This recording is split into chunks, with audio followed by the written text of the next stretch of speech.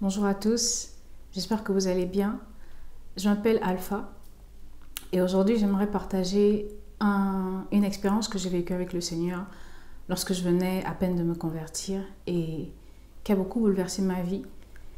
J'espère qu'elle pourra parler au cœur de quelqu'un, qu'elle pourra encourager quelqu'un, qu'elle pourra interpeller quelqu'un selon que le Seigneur permette que je le partage. Je bénis le Seigneur pour tout ce qu'il fait dans ma vie et tout ce qu'il a fait dans ma vie depuis que je me suis convertie. Dans un autre témoignage, j'avais déjà dit que je me suis convertie très jeune, j'étais encore à la faculté, dans un pays étranger. Et j'étais en Ukraine, pour tout dire. Et en Ukraine, j'avais choisi d'apprendre à parler la langue russe. Et donc, je faisais mes études en russe. Et alors que je venais de me convertir, ça faisait pas longtemps, déjà, ça faisait peut-être 1 an, à peu près 1 an par là. J'étais en retard pour les cours le matin et j'avais fait ma prière du matin comme d'habitude. Et donc, je me suis pressée de sortir et je ne me rappelle plus très bien la prière que j'avais faite ce matin-là. Mais je disais, Seigneur, accompagne-moi et puis conduis-moi dans tout ce que je vais faire. Et donc, je suis allée jusqu'à l'arrêt du bus. Et le bus que je devais prendre donc la ligne que je devais prendre pour aller à la fac, le bus qui arrivait était plein à craquer. Et donc, il y avait de la place que derrière. Donc, le bus a ouvert les portières de l'arrière. Et donc, je suis allée monter. J'étais vraiment comme, une fois qu'on ferme les portes, je suis collée directement à la porte. Et donc, je monte dans le bus et ce qui se passe, c'est que au moment où je monte dans le bus, il y a tellement de gens. Je suis noire dans un pays étranger et un pays raciste, assez raciste quand même, donc dur.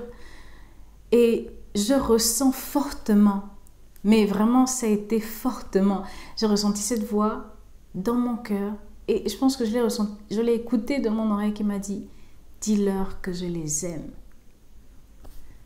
Je me suis dit, c'est pas possible, Seigneur, tu ne peux pas me dire de leur dire que je les aime. Regarde, déjà, je suis la dernière dans le bus, je viens de monter, je suis noire, je suis petite, je suis une... En fait, j'ai commencé à regarder toutes mes faiblesses.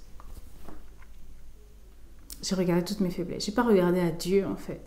Et quand il m'a dit de faire ça, j'ai été impressionnée, je me suis dit, regarde le monde, comment tu veux que dans le bus, je me mette à crier « Jésus vous aime ». C'est impensable, Seigneur, tu ne peux pas me demander ça. Et donc, pendant que je me battais dans mon cœur par rapport à ça, j'ai commencé à regarder les gens qui étaient dedans.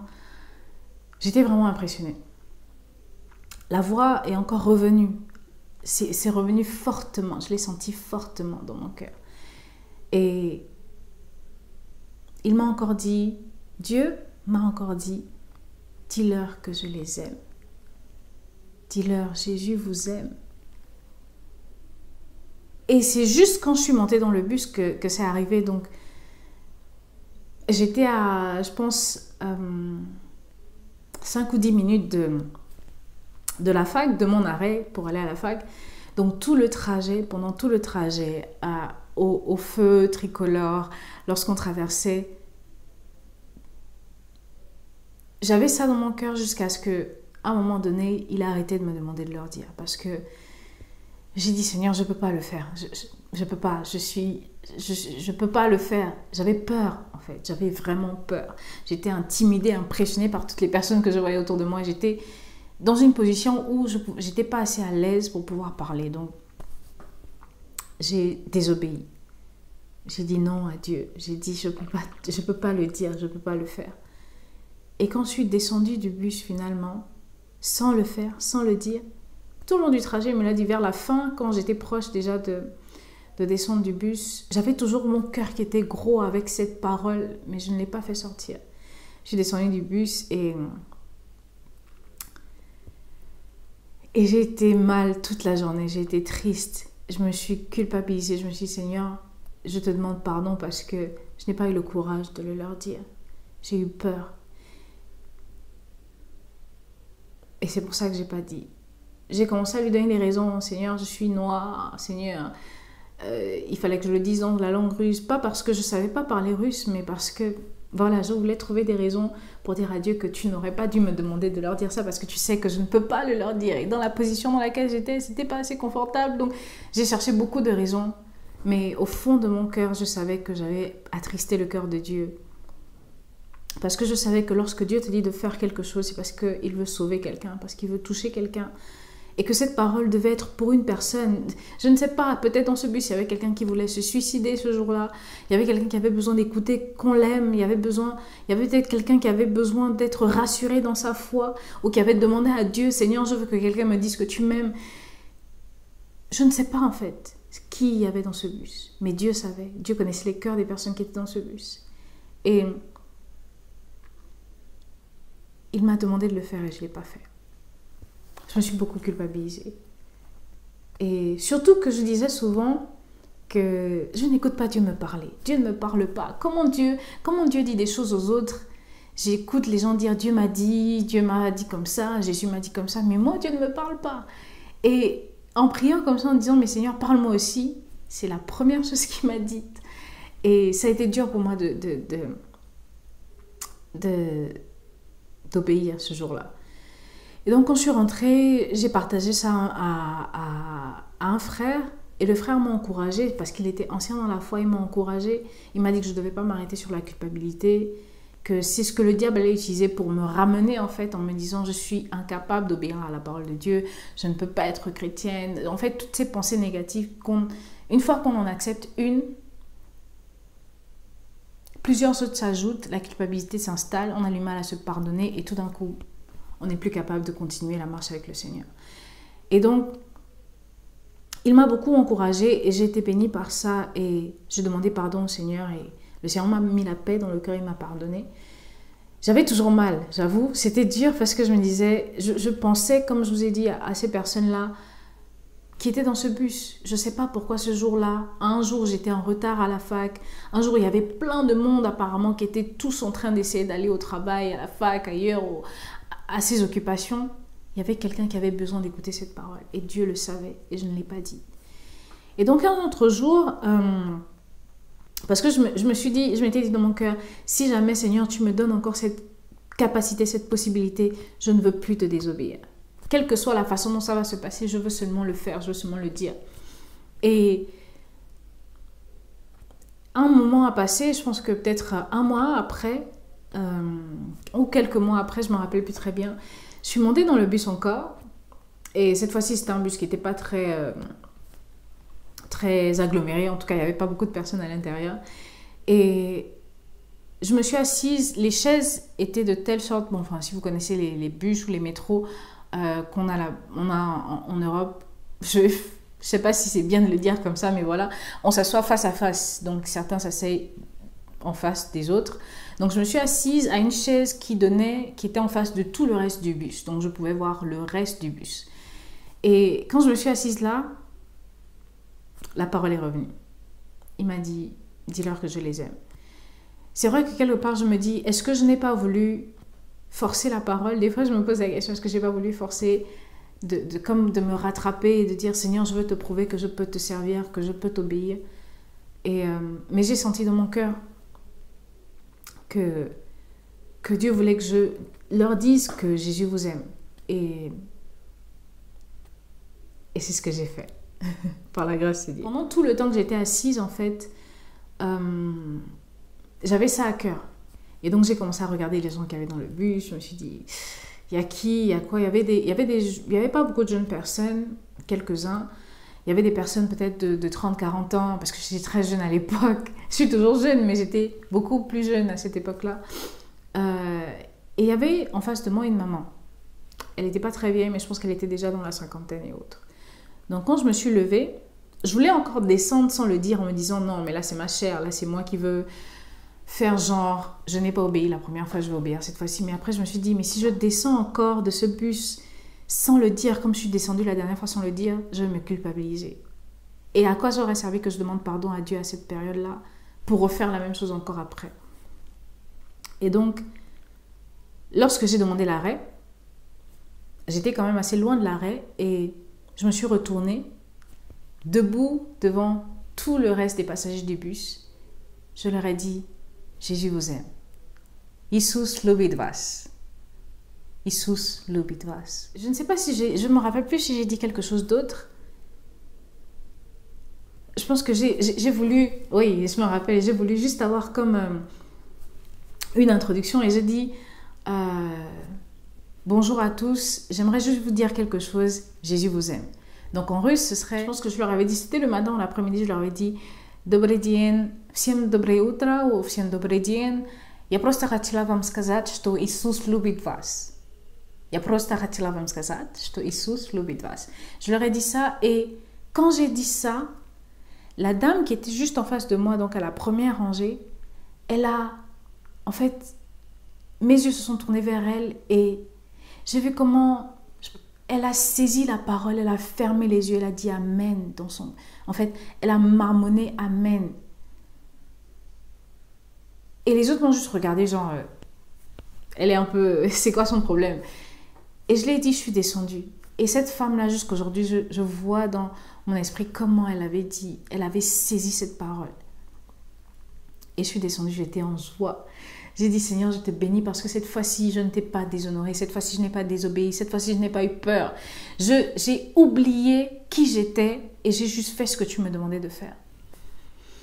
Et par là, j'ai appris que lorsque Dieu nous demande de faire quelque chose, il connaît nos faiblesses. Il sait qu'on est jeune, qu'on est petite, parce que je ne suis pas très grande de taille, qu'on est noir dans un pays de blancs, qu'on est marginalisé parce qu'on est noir dans un pays de racisme.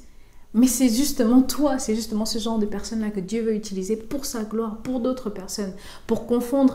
La parole de Dieu dit que Dieu utilise les choses viles, les choses vaines de ce monde pour confondre les grands, pour confondre ceux qui pensent être sages, être quelqu'un dans ce monde. Il utilise les personnes qui sont méprisées, qui sont martyrisées, qui sont marginalisées pour montrer sa gloire et pour aussi te montrer à toi-même qui pense que tu n'es rien, que tu as de la valeur. Et j'ai compris dans cette expérience-là que lorsque Dieu nous demande de faire quelque chose pour lui, on ne doit pas regarder à nos faiblesses. On ne doit pas regarder à ce qu'on est capable ou pas capable de faire. Si Dieu nous dit de le faire, c'est qu'il avait déjà jugé qu'on était digne et qu'on était capable de le faire. Il nous avait déjà donné tout ce qu'il fallait pour le faire. Et que lorsque Dieu nous demande d'obéir à sa parole, on ne doit pas se regarder à nous-mêmes, sinon on sera découragé. On se sentira incapable. On doit regarder à Dieu. Lorsqu'on regarde à Dieu, chaque fois que Dieu nous demande de faire quelque chose, on est capable de tout faire parce que la parole de Dieu dit que je puis tout par celui qui me fortifie. Et celui qui me fortifie, c'est celui qui est en moi, que j'ai accepté, qui vit en moi par son esprit, Jésus-Christ de Nazareth. Et lorsque Jésus te demande de faire quelque chose pour lui, pour les autres, fais-le simplement. Et lorsque je suis descendue du bus, j'ai partagé ça avec le frère qui m'avait encouragée la dernière fois. Je lui ai dit que voilà, le Seigneur m'a encore parlé. Il m'a fait grâce, il m'a donné encore la possibilité de me rattraper. J'ai pu le dire, cette fois-ci j'ai pu le dire, j'ai pu dire aux gens que Jésus vous aime. Et j'étais tellement dans une grande joie.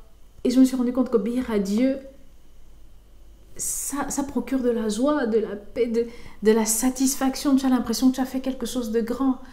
Une aussi petite personne que je suis, le Seigneur m'a utilisée en fait pour bénir quelqu'un, bénir cette femme. Je pense qu'elle avait besoin de l'écouter. Même si tous les autres ont jeté cette parole à terre, cette parole était pour cette seule femme-là.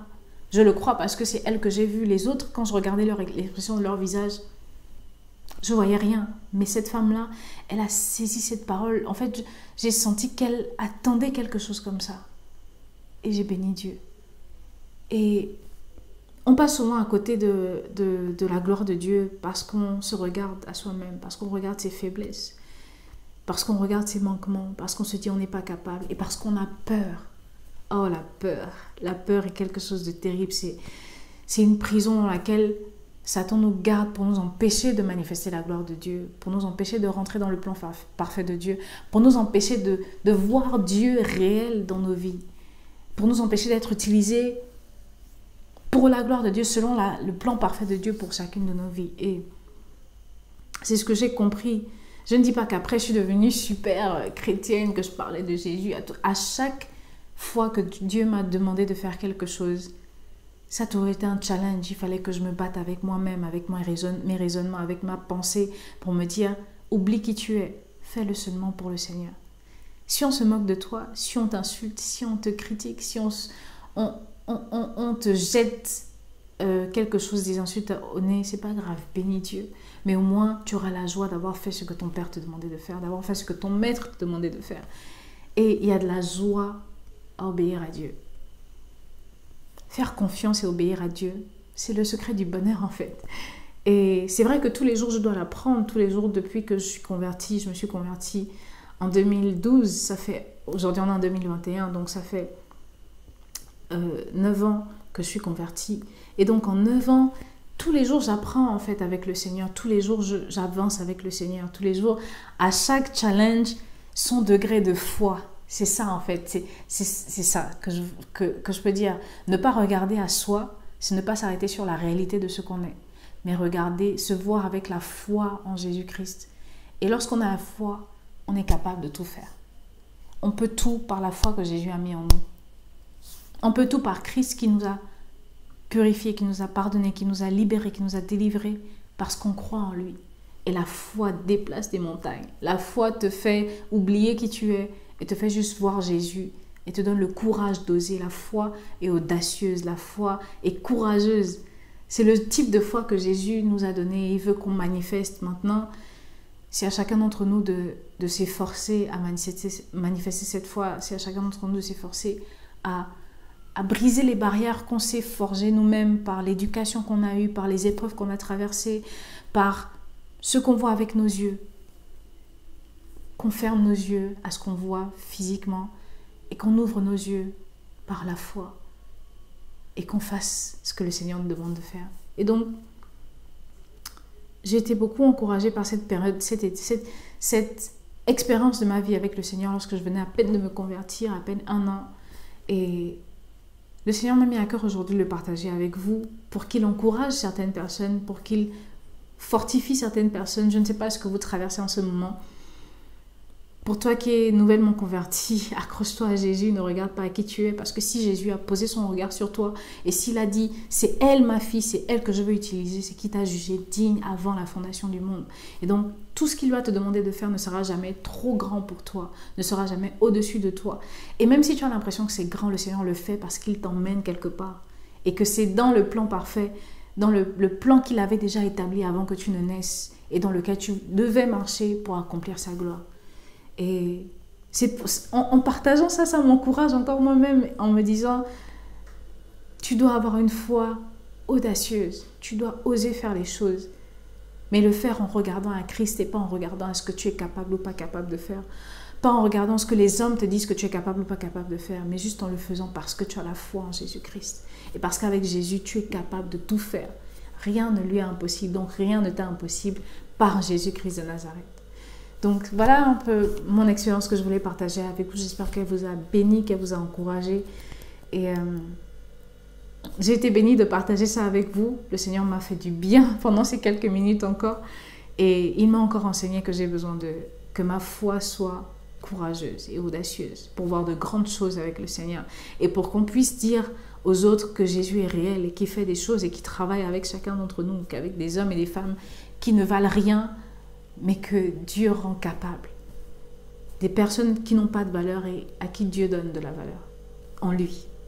Donc, c'est pour t'encourager, pour m'encourager, pour vous encourager, pour encourager chacun d'entre nous à déjà, se convertir et donner nos cœurs à Jésus, pour avoir véritablement le sens de notre vie, de vivre avec un sens réel de notre existence sur terre, mais de marcher par la foi avec le Seigneur pour faire de grandes choses avec lui pour sa gloire.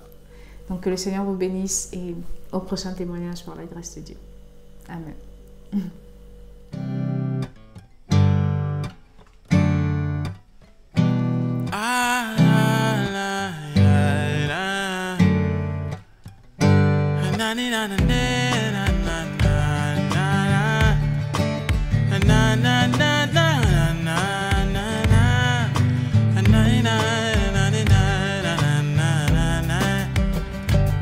It's the name above all names, babe. It's the name